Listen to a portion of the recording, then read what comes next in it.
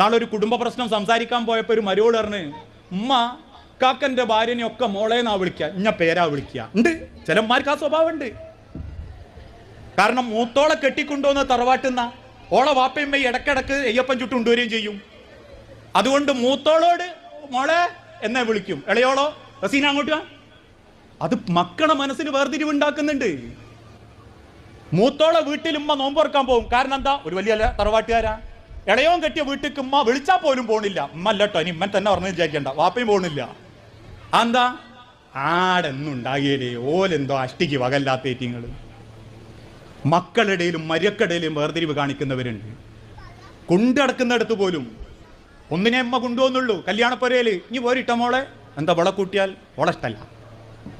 എന്നിട്ട് ആ അമ്മ അവസാന കാലത്ത് പറയാ ഓള് നോക്കണില്ല എന്ന്. നോക്കുവോ? മക്കൾക്കിടയിൽ വേർതിരിവ് കാണിക്കരുത്, ഒരു മക്കൾക്കിടയിൽ. കാരണം നിങ്ങൾക്ക് സംരക്ഷണ ആഗ്രഹം ഉണ്ടെങ്കിൽ ഒരു മര്യക്കളുടെയിലും മക്കളുടെയിലും വേർതിരിവ് കാണിക്കരുത്.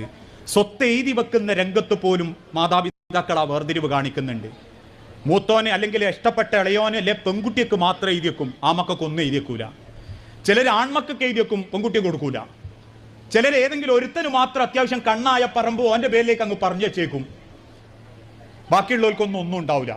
ഏതെങ്കിലും ഒരു മാതാപിതാക്കൾ നിസ്കരിക്കുകയും നോമ്പ് നോൽക്കുകയും അനന്തര സ്വത്തിൽ മക്കൾക്കിടയിൽ വേർതിരിവ് കാണിക്കുകയും ചെയ്താൽ വഹുവ ഫിന്നാർ, ആ മാതാപിതാക്കൾ നരകത്തിലായിരിക്കും.